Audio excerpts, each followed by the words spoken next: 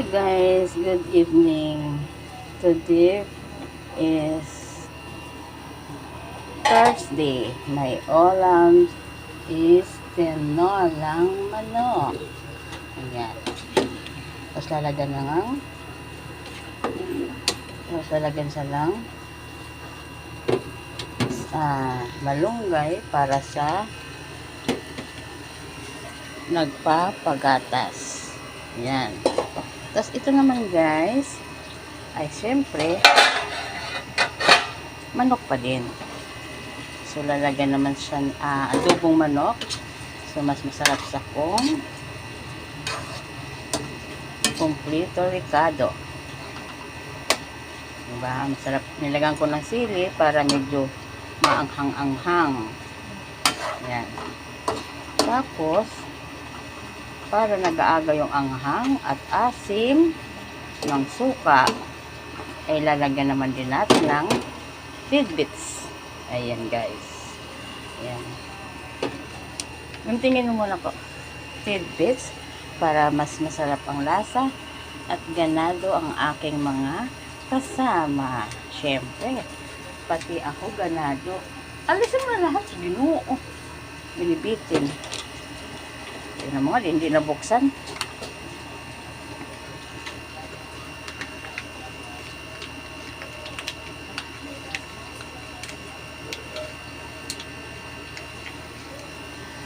Ayan. So, ngayon lalagyan ko na ng pineapple tidbits. Ayan. Para yummy.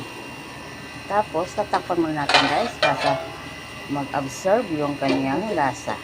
Ito pala yung malunggay na aking ilalagay sa tinola.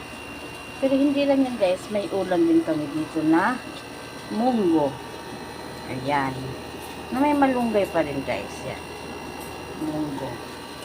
So, meron din kami dito tulingan na niluto sa gata. Ayan.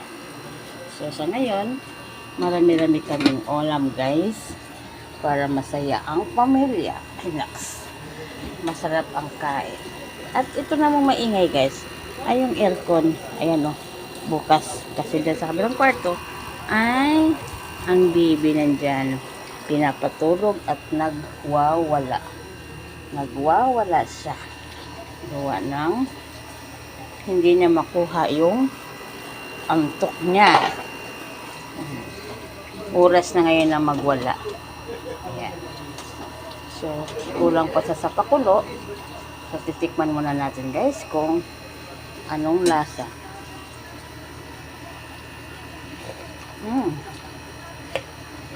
Yummy. Yummy na siya guys.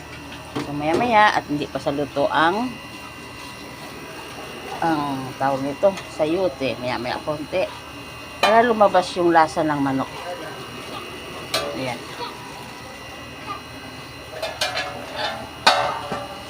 Ito namang aking tidbits, kailangan medyo matuyo-tuyo ng konti para yung aking adobo pala. Gusto ng anak ko na medyo tuyo. Yung lumalabas. Ayan. So, titikman din natin guys kung tama na ang timpla.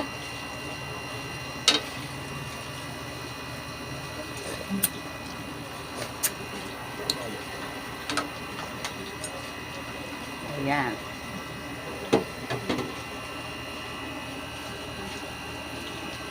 So, tatakpan muna natin ulit guys para lumabas ng kanyang mantika. So guys, hanggang dito na lang ang aking video. Bye bye bye. At ilalagay ko na rin pala yung aking malunggay guys. Pwede na sa ilagay. Bye guys. See you next my vlog.